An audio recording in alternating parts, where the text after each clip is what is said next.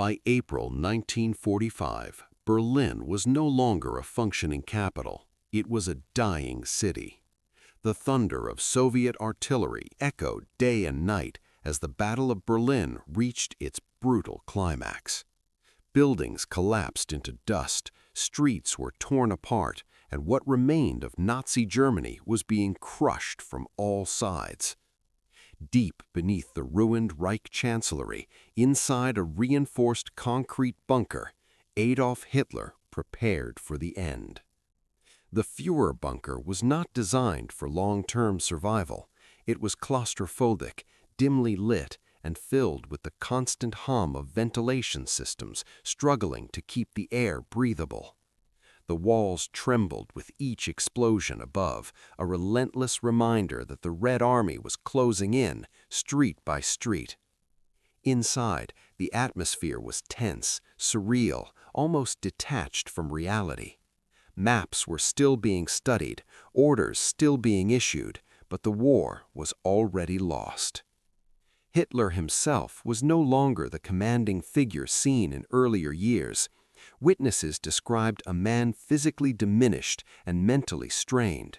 His hands trembled uncontrollably, his posture was stooped, and his once forceful voice had become uneven and brittle. He moved slowly, often dragging his feet, and relied heavily on medication.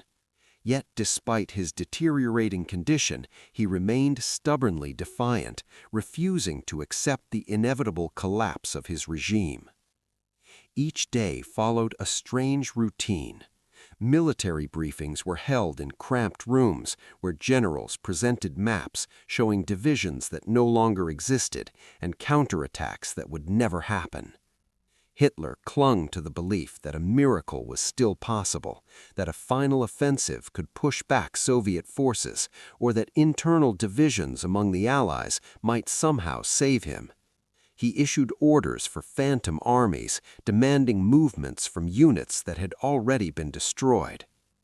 Among those who stayed with him was Eva Braun, who had chosen to join him in the bunker despite having opportunities to escape. Unlike the grim military atmosphere, she tried to maintain a sense of normalcy. She dressed elegantly, hosted small gatherings, and even encouraged moments of laughter as if denial could hold back the collapse happening just meters above them.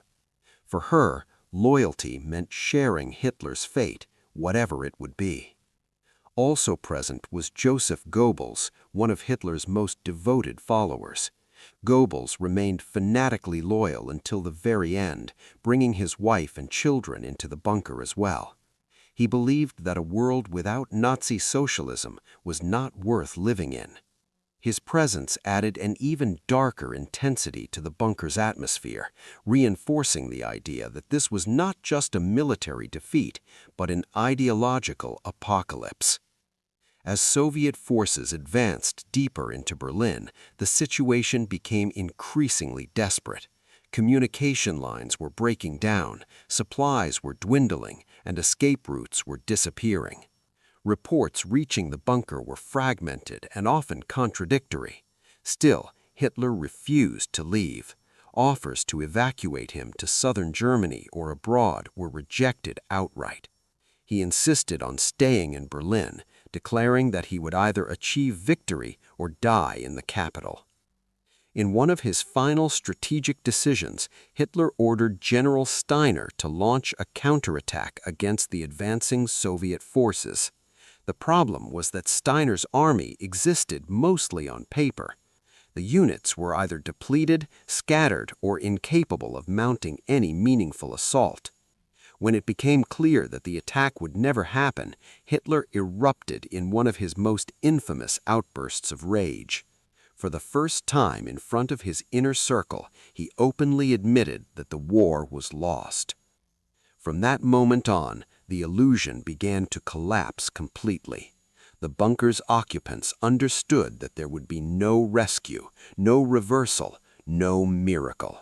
What remained was only the question of how it would end. Despite everything, Hitler continued to dictate orders and plans, even as Soviet troops fought just blocks away. The sounds of gunfire and explosions grew louder, closer, more constant. The city above was being reduced to rubble, and the bunker below had become a tomb in waiting. Yet within those concrete walls, a strange combination of denial, loyalty, and fatalism persisted. Some still followed orders as if discipline alone could hold back reality. Others quietly prepared for death. Cyanide capsules were distributed. Personal belongings were burned. Final messages were written. The last days in the Führer bunker were not just the end of a man, but the collapse of an entire regime built on fear, propaganda, and absolute control. And as the walls shook and the air grew heavier, one truth became impossible to ignore. The Third Reich was not going to survive the week. By the morning of April 30th, 1945, the situation in Berlin had reached its breaking point. Soviet troops were now only a few hundred meters from the Reich Chancellery. The sound of artillery was constant, no longer distant thunder, but a deafening roar that shook the very foundations of the bunker. Inside, the remaining members of Hitler's inner circle understood that the end was no longer approaching, it had arrived. Adolf Hitler had finally accepted what he had refused to believe for weeks. The war was lost. There would be no counteroffensive, no division among the Allies, no last-minute salvation. The empire he had built was collapsing in ruins above his head. And yet, even in defeat, he was determined to control how his story would end. In the early hours of that day, Hitler made a series of final decisions that would shape the narrative for decades to come. He dictated his political testament, blaming others for Germany's defeat and reaffirming his ideology to the very end.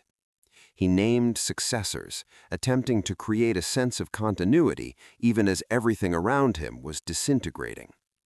It was an act of defiance, but also one of denial, a refusal to acknowledge the full scale of the catastrophe he had unleashed.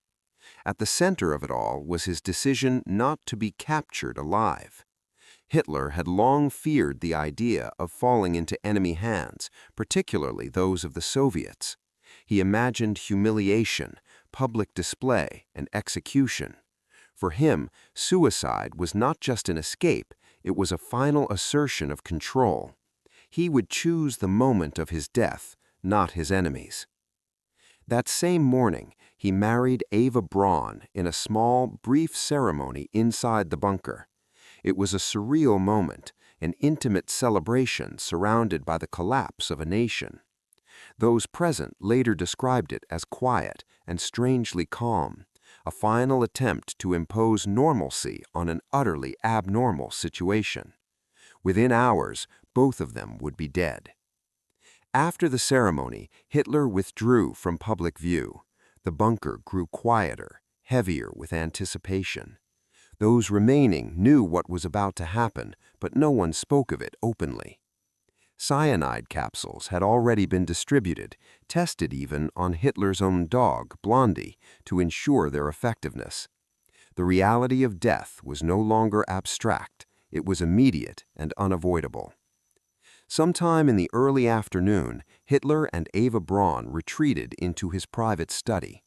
The door closed behind them, sealing off the final moments of one of history's most infamous figures. Outside, a small group waited in silence. Minutes passed. Then a single gunshot echoed through the bunker. When the door was opened, the scene confirmed what many had expected. Hitler was found slumped on a sofa, dead from a gunshot wound, while Eva Braun lay beside him, having taken poison. The moment was brief, clinical, almost anticlimactic compared to the scale of destruction unfolding above ground. Yet it marked the definitive end of his life, or at least what would later be accepted as the official version of events. Following his explicit instructions, the bodies were quickly carried outside into the garden of the Reich Chancellery. Despite the chaos of battle, those loyal to him carried out the orders with precision. The corpses were placed in a shell crater, doused in gasoline, and set on fire. Soviet artillery continued to pound the area as flames consumed what remained. The intention was clear. Hitler did not want his body to be displayed, desecrated, or used as proof by his enemies. He wanted to vanish, to leave behind uncertainty rather than a definitive image of defeat. And in many ways, that decision would succeed far beyond what anyone in that moment could have imagined. When Soviet forces finally captured the area, they discovered charred remains, but the identification process was far from straightforward. The bodies had been severely burned, making visual confirmation nearly impossible. What followed was a secretive and often contradictory investigation by Soviet authorities, adding layers of confusion rather than clarity. Rumors began to spread almost immediately. Some claimed Hitler had escaped the bunker before the final assault. Others suggested he had used a body double.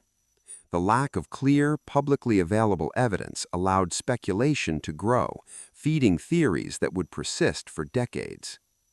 Even among those who had been present, accounts varied in detail, though the core story remained consistent. Still, in the absence of undeniable physical proof, doubt found space to exist. And where doubt exists, alternative narratives thrive. What happened in that bunker on April 30th, 1945, should have been the final chapter. A dictator cornered and defeated, choosing death over capture. But instead, it became the beginning of a mystery, one that would stretch far beyond the ruins of Berlin, crossing oceans, decades, and imaginations. Because while the official version tells a clear and direct story, the circumstances surrounding it, the burned bodies, the secret investigations, the political tensions of the early Cold War left just enough uncertainty for a different question to take root. What if that wasn't truly the end? In the days following the fall of Berlin, the chaos of war gave way to a different kind of confusion, one driven not by gunfire, but by secrecy, politics, and uncertainty. When Soviet forces finally secured the ruins of the Reich Chancellery in early May 1945, their attention quickly turned to one question above all others: where was Adolf Hitler? The answer, it seemed, lay somewhere beneath the rubble and ash of the bunker complex. Soviet counterintelligence units began a systematic search of the area, digging through debris, examining burned remains, and interrogating anyone who might have been present during the final days. What they found was not a clear conclusion, but fragments, charred bodies, partial evidence, and testimonies that needed to be pieced together like a puzzle. A set of remains, badly burned and buried in a shallow crater, quickly became the focus of the investigation. Alongside them were other bodies believed to belong to key figures from Hitler's inner circle. But the condition of the corpses made immediate identification nearly impossible. Faces were unrecognizable, uniforms destroyed, and physical features largely erased by fire. The Soviets turned to one of the few reliable methods available at the time: dental records. Hitler's personal dentist had fled, but assistants were located and brought in for questioning. They described the unique dental work that had been performed on him over the years, including specific bridges and metal components. When these descriptions were compared to the remains, investigators found what they believed to be a match. From a forensic standpoint, it was a significant breakthrough. The dental evidence strongly suggested that the remains did, in fact, belong to Hitler. But instead of announcing this conclusion clearly and publicly, the Soviet leadership chose a different path, one that would deepen the mystery rather than resolve it. At the center of this decision was Joseph Stalin. For reasons that historians still debate, Stalin was reluctant to confirm Hitler's death in a straightforward way. In some statements, he suggested that Hitler might have escaped. In others, he implied uncertainty. This inconsistency was not accidental. It was a deliberate choice that aligned with the broader atmosphere of distrust and strategic ambiguity that was beginning to define the post-war world. The early stages of the Cold War were already taking shape, and information had become a tool of power. By keeping Hitler's fate unclear, the Soviets maintained a narrative that could be used politically, both domestically and internationally. It kept their enemies guessing and reinforced the image of an elusive, unresolved threat. Meanwhile, the physical evidence itself was handled with extreme secrecy. The remains, believed to be Hitler's, were moved multiple times, buried and reburied in different locations under the control of Soviet authorities. Access to the findings was tightly restricted, and official reports were often classified or altered. To the outside world, there was no single definitive account, only fragments and contradictions. This lack of transparency created fertile ground for speculation. Western intelligence agencies, including those in the United States and Britain, attempted to piece together their own understanding of events. They conducted interviews with surviving witnesses, analyzed available reports, and tried to verify Soviet claims. But without direct access to the primary evidence, their conclusions remained cautious and incomplete. As a result, multiple versions of the story began to circulate. Some reports accepted the suicide narrative but questioned the details. Others entertained the possibility that Hitler had escaped before the bunker fell. The absence of a unified, openly verified conclusion allowed these competing theories to coexist, each gaining traction in different circles. Adding to the confusion were the conflicting statements from Soviet officials themselves. At times, they claimed to have definitive proof of Hitler's death. At other times, they suggested he might still be alive, possibly hiding somewhere beyond Europe. These contradictions were widely reported in the media, amplifying public uncertainty and fueling global curiosity. Inside Germany, rumors spread quickly among a population already overwhelmed by defeat and occupation. Stories of secret escape routes, hidden aircraft, and last-minute evacuations became part of a growing mythology. In a world struggling to process the scale of destruction left behind, the idea that Hitler might have vanished rather than died offered a strange and unsettling possibility. Years passed, but the mystery did not fade. Instead, it evolved. The combination of partial evidence, political manipulation, and limited access to information ensured that the question of Hitler's fate remained open in the minds of many. What should have been a closed case became an enduring enigma. It wasn't just about whether Hitler had died, it was about trust. Could the official accounts be believed? Were governments telling the full truth, or was something being hidden beneath layers of secrecy and propaganda? By the time more detailed forensic studies would emerge decades later, the narrative had already taken on a life of its own. The uncertainty of those early investigations, shaped heavily by the actions of the Soviet Union, had left a lasting impact. And as the world moved deeper into the Cold War, one thing became clear.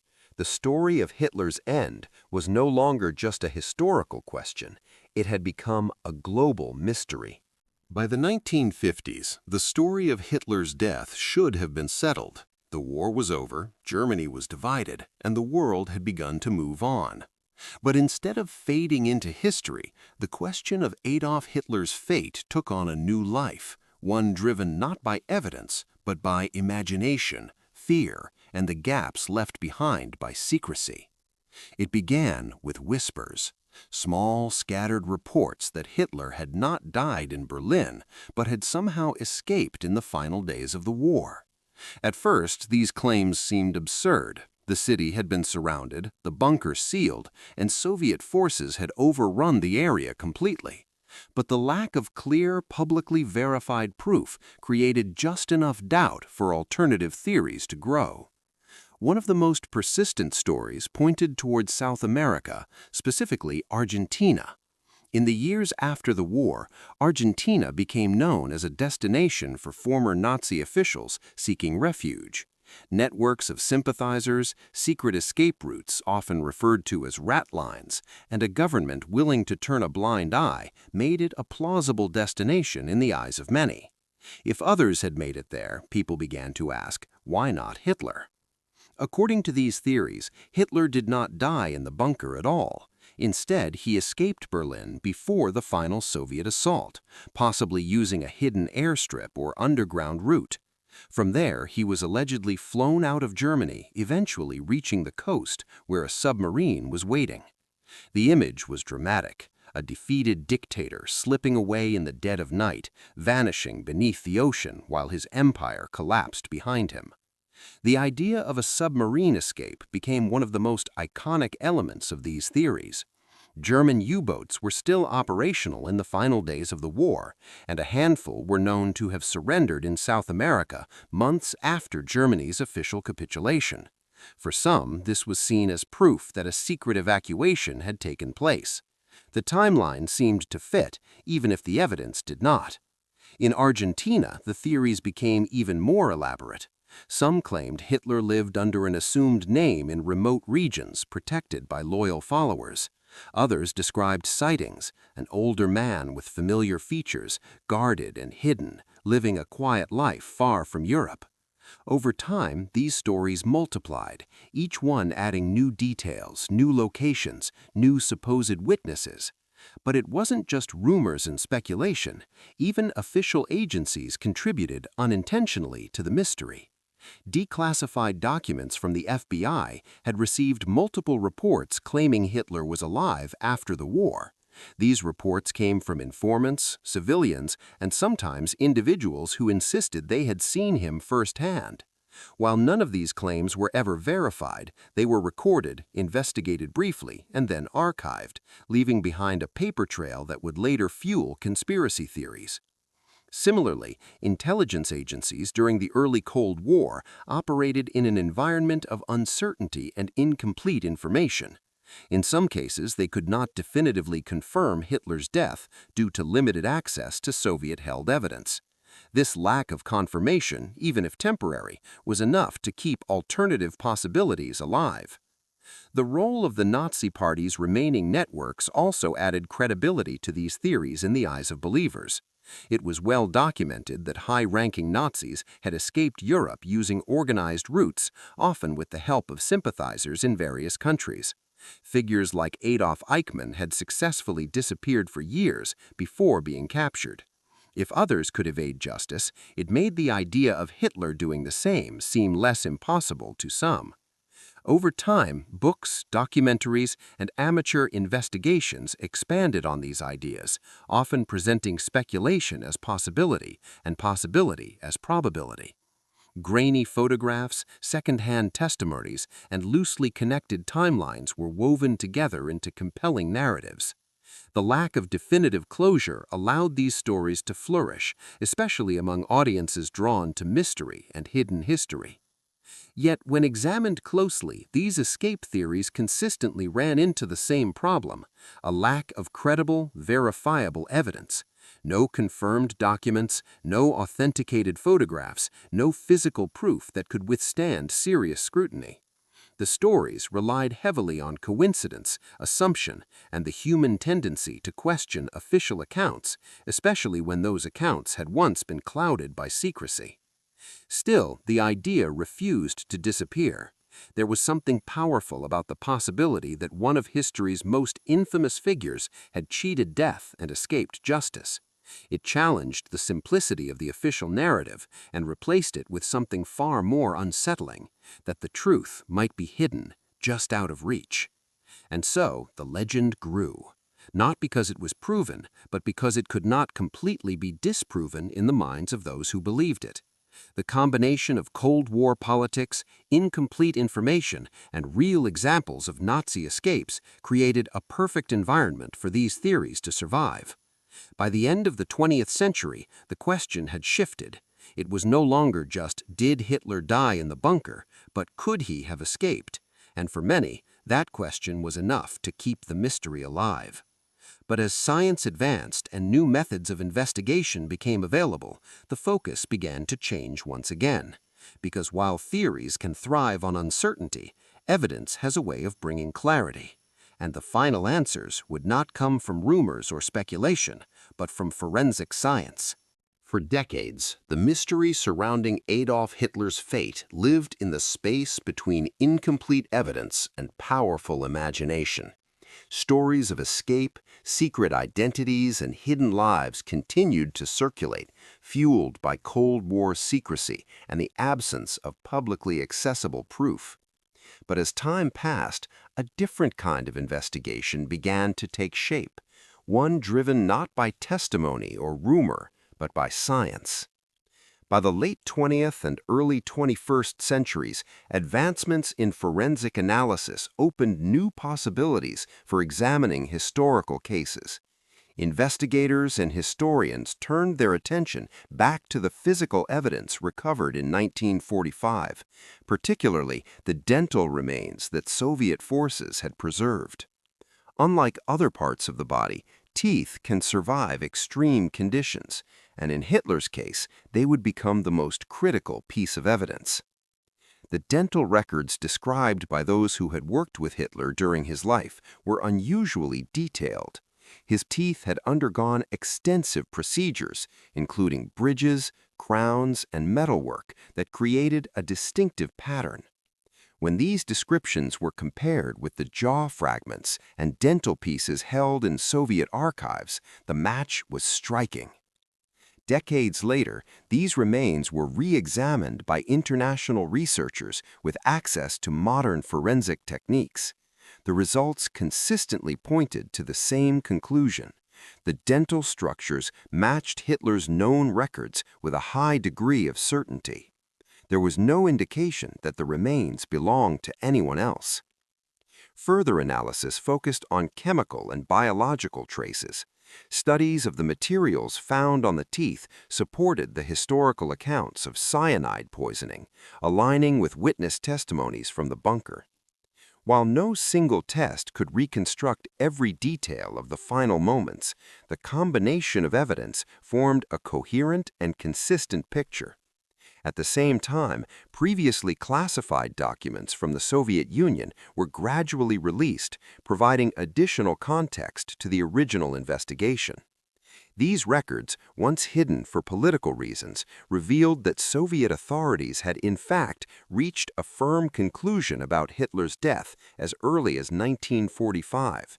The confusion and contradictions that followed were not due to a lack of evidence, but to deliberate secrecy and strategic messaging during the early Cold War. Historians revisited eyewitness accounts as well, comparing them across time and sources. Despite minor details in detail, the core narrative remained stable. Hitler died in the bunker on April 30, 1945, and his body was burned shortly afterward. When combined with the forensic findings, these testimonies reinforced rather than contradicted the established version of events. Meanwhile, the escape theories that had once captured public imagination began to lose credibility under closer scrutiny. Investigations into alleged sightings, secret documents, and supposed escape routes consistently failed to produce verifiable proof. Many claims were traced back to unreliable sources, misunderstandings, or deliberate fabrications. Even the intelligence reports that had once hinted at the possibility of Hitler's survival were reevaluated and understood in the context of incomplete information and wartime uncertainty. What remained was a clearer, more evidence-based conclusion. The story that had once been clouded by politics, secrecy, and speculation was now supported by decades of research across multiple disciplines. Forensic science, historical documentation, and eyewitness testimony all pointed in the same direction. And yet, despite this convergence of evidence, the mystery never fully disappeared. Part of the reason lies in the nature of history itself. When an event is surrounded by secrecy in its earliest stages, it creates a gap, a space where doubt can take root. In Hitler's case, the lack of immediate transparency from Soviet authorities allowed alternative narratives to form, and once those narratives took hold, they proved difficult to erase. There is also a psychological element. The idea that someone like Hitler could have escaped justice is both disturbing and strangely compelling. It transforms a closed historical case into an open-ended story, one that invites speculation and reinterpretation. For some, the existence of unanswered questions is more engaging than definitive answers. But history does not rely on intrigue, it relies on evidence. And the evidence, examined over decades and tested by modern methods, leads to a consistent conclusion.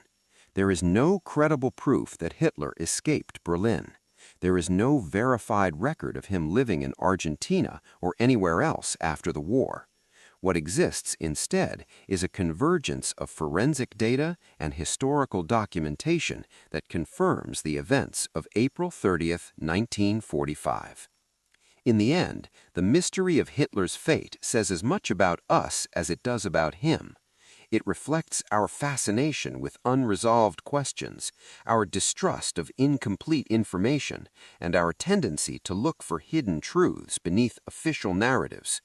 But sometimes the simplest explanation, the one supported by the strongest evidence, is also the correct one. And in this case, after decades of speculation, investigation, and debate, the conclusion is clear.